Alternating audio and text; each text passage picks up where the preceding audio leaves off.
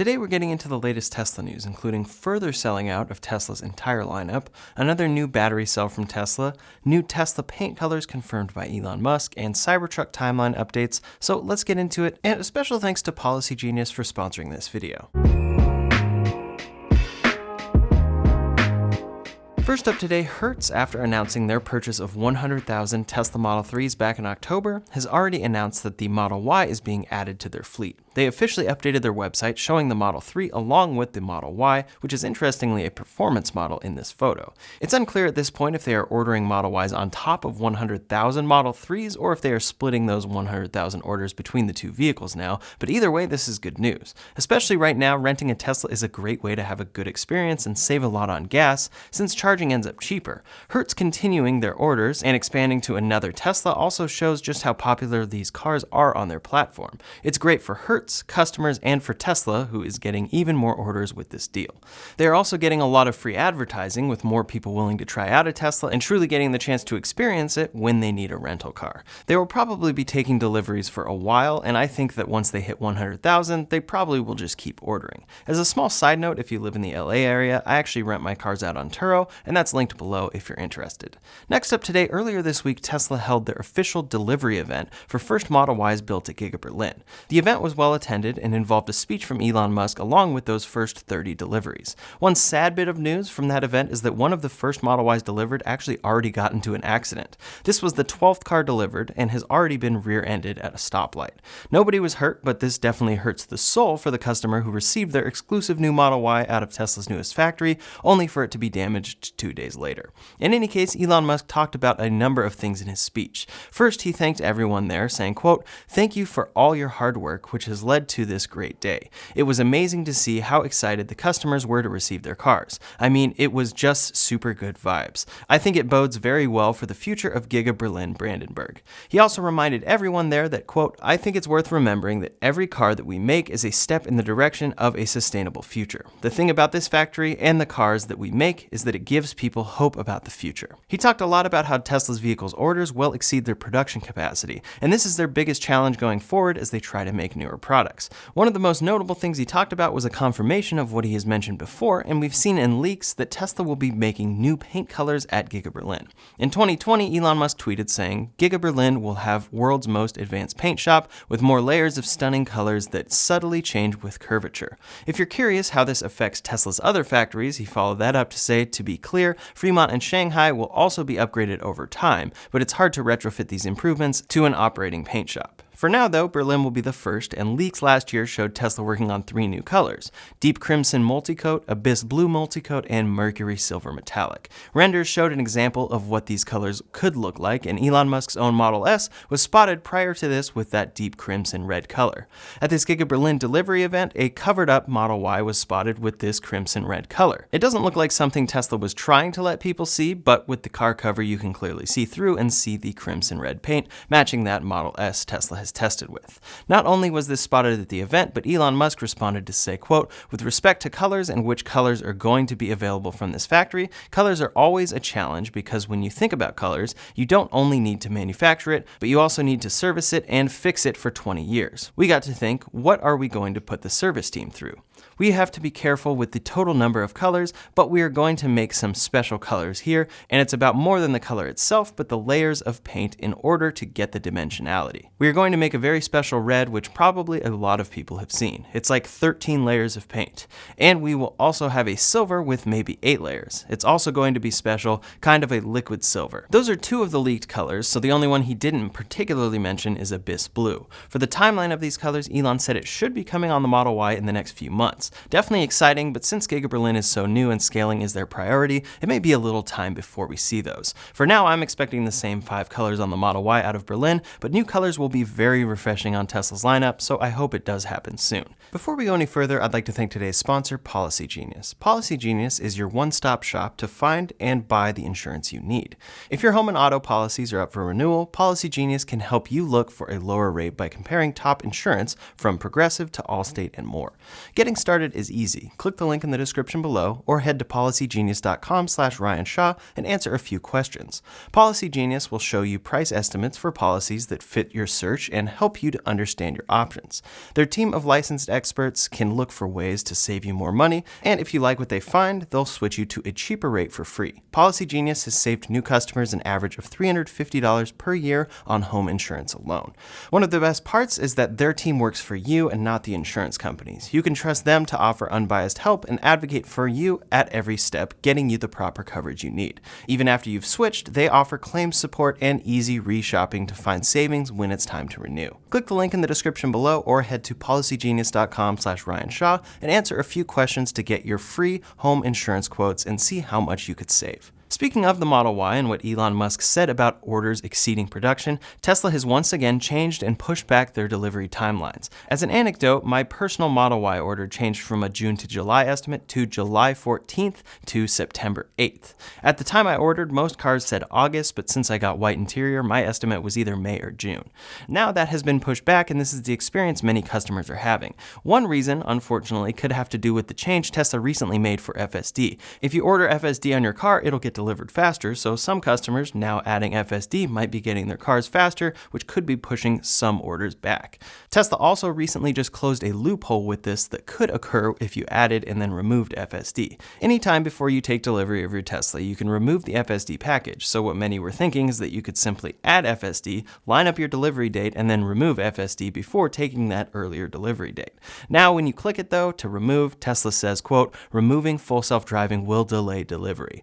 This change is understandable from a company's perspective, wanting to maximize revenue, especially when orders are backed up as much as they are, but it's unfortunate as a customer who doesn't want to spend $12,000 on the full self-driving package. So all of that probably still applies to orders that happened already, but now current orders are not showing that updated delivery time if you add FSD. I'm not sure if this is a temporary thing or something Tesla will be changing, but it seems to change almost every single day, so they must be adjusting to feedback from different customers. I'll definitely let you know what it ends up changing to or if it goes back to what it used to be. The latest timelines for the Model Y are getting deeper into 2023, with the long-range Model Y showing an estimated delivery of January to April of 2023 with standard wheels. That can get over a year away on their most popular vehicle, showing just how insane the demand is for this car, even starting at $63,000. The Model Y isn't too bad, with the furthest delivery date showing July to September of 2022. The Model S is getting into 2023 with an estimate of November to January, and the Model X is the furthest out of all of their cars. If you configure stock wheels, paint, and interior, it's well over a year out, estimated in April to July of 2023. It's pretty crazy how long the wait is for some of these cars, and hopefully one thing that'll help out significantly is the opening of Giga Texas building the Model Y. Over at Giga Texas, production is continuing, and of course, it's unclear what level their production is at right now. Are these customer-ready cars, or are they a lot of prototypes that they're still working out the kinks on? These photos were posted yesterday, and they show 11 new Model Ys in white paint, some of the first we've seen in white from that factory. Those are surrounded by dozens of Model Ys in blue and black, and we should get more details on this factory and those cars on April 7th at Tesla's Giga Texas Fest. Next up today, when Elon Musk was speaking at the Giga Berlin delivery event, he updated something he talked about a while ago at Battery Day. Tesla uses battery suppliers to make their cars right now. However, they recognize how raw materials are getting more in demand and how this will lead to shortages in the future. They see how many EVs are going to be made in the next few years and are planning very far ahead. One way they are planning ahead is to make their own 4680 battery cells. They will be making these batteries themselves, and they should launch soon at Giga Texas. However, battery shape and chemistry are two different things. The average battery cell uses nickel, but Tesla has also been working with and shipping standard range cars with iron-based batteries. This chemistry brings some advantages and some disadvantages over nickel-based packs, but especially with recently skyrocketing nickel prices, more options are very welcome. Tesla still plans to use nickel-based battery packs in long-range vehicles for a long time coming, but back in 2020 at Battery Day, Elon Musk said, quote, "It is relatively straightforward to do a cathode that's 2/3 nickel and 1/3 manganese, which will allow us to make 50% more cell volume with the same amount of nickel." At the Giga Berlin delivery event, he said, quote, "I think there's an interesting potential for manganese. This is a bit cryptic, but definitely makes it seem as though Tesla is actively working on this. They want as many options as possible and want to make the best use of battery cells, so we could very well see them introduce a new chemistry chemistry in the next few years. Elon sees some interesting potential in their progress and mentions scaling as a big part of their interest there. Quote, "At very large scale, we need tens, maybe hundreds of millions of tons ultimately. So the materials used to produce these batteries at a very large scale need to be common materials or you can't scale." Many people see legacy automakers as easily able to overtake Tesla since they scale cars so easily already. However, the biggest aspect of scaling EVs actually comes down to battery mineral supply, and Tesla seems to be the company most focused on this. This is demonstrated in just how much Tesla focuses on research and development. A new report shows that Tesla spends more on R&D per car than any other automaker by a wide margin. They also spend the least in advertising, spending $0 there. Quote, "According to data presented by StockApps.com, the firm spends $2,984 on R&D per car produced. That's thrice the industry average of roughly $1,000 per car and higher than the collective R&D budgets of Ford, GM, and Chrysler per car. This is because Tesla is researching and developing new technologies like manganese battery cells, while they ship cars with entirely different battery chemistry. They are also, of course, doing R&D on many things besides battery cells, and we can see how much it continually pays off for them. It pays off, especially long-term, far better than advertising would for them. They simply do not need to advertise right now because their demand far exceeds production already." Next up today, a small update about the Cybertruck came from Elon Musk at that Giga Berlin delivery event. For a while now, we've known that the Cybertruck is delayed, and it's tough to hold on to any real timeline. Each time Elon talks about it, that's the new timeline people hold to. And this time he said, quote, "We want to complete the development of Cybertruck this year and be ready for production next year." We've seen Tesla developing and testing the Cybertruck at their Fremont factory, now with multiple prototypes, so it's clear that they're hard at work regardless of the delays. The latest updates from Elon aren't anything surprising and fall in line with what he has said before, but each update from him shows that they appear to be hopefully still on track. Ultimately, it will come down to production capacity and battery cell availability. Next up today, Tesla has been granted a new wild patent for windshield wipers. The patent application is pulsed laser cleaning of debris accumulated on glass articles in vehicles and photovoltaic assemblies. The abstract says, quote, "A cleaning system for a vehicle includes a beam optics assembly that emits a laser beam to irradiate a region on a glass article of the vehicle, debris detection circuitry that detects debris accumulated over the region, and control circuitry." There are some basic flow images showing how this would work, but it's essentially what it sounds like. Instead of windshield wipers and a cleaning fluid to remove debris on a future Tesla, they are working on a laser system to remove debris. The patent application actually outlines the typical solution for a windshield, with wiper fluid and a wiper clearing the windshield. But it mentions, quote, "Although such automated solutions may clean glass articles, preparations for cleaning such glass articles may consume a significant time, and the cleaning and drying period may add to overall unproductive time."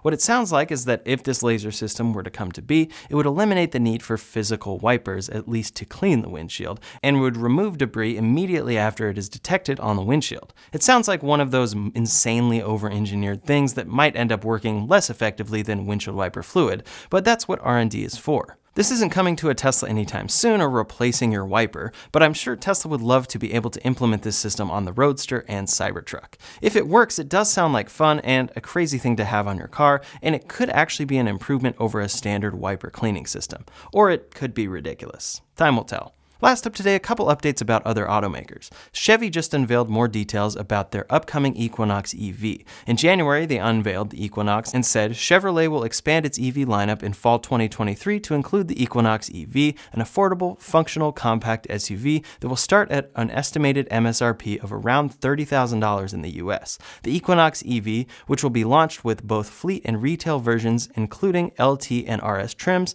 will leverage GM's Ultium platform. Now they have released new videos showing renders of the full Equinox design from the outside. For this render, they've gone with a two-tone design, blue paint on the bottom and white paint on top, but we'll see what actually happens if and when this makes it to production. A $30,000 electric SUV would be an absolute winner, but unfortunately I'm not too hopeful for that arriving at that price point unless it has a less than desirable range. Per usual though, I'm always rooting for all EVs.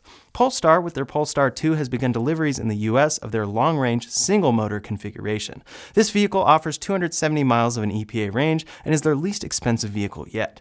The head of Polestar in North America said, quote, "The single-motor Polestar 2 can be had for well under $35,000 in states like New Jersey, making it one of the most compelling offerings on the market. All variants of the Polestar 2 exude the brand's leadership in cutting-edge technology with the Google infotainment system, premium sustainable materials, and unparalleled avant-garde design. This vehicle starts at $45,900 MSRP before incentives, gets a 0 to 60 in 7 seconds, and utilizes a 78 kilowatt-hour battery pack to achieve its 270-mile range. The odd thing here is that the long-range Polestar 2 EPA range is actually 2 miles lower than Tesla's standard range Model 3, but feature-wise it does deliver a lot. It's a very nice car, and it's great to see these lower-priced vehicles becoming available. NIO is very close to deliveries on their ET7 sedan. First production ET7s have rolled off the assembly line in China, and they plan to start deliveries in the next week or so. That's all the latest Tesla news for today, so in the meantime, if you want to see details about the new Model Y features coming soon, you can check out that video linked up here or in the description below. Thanks so much for watching, and I'll see you on the next one.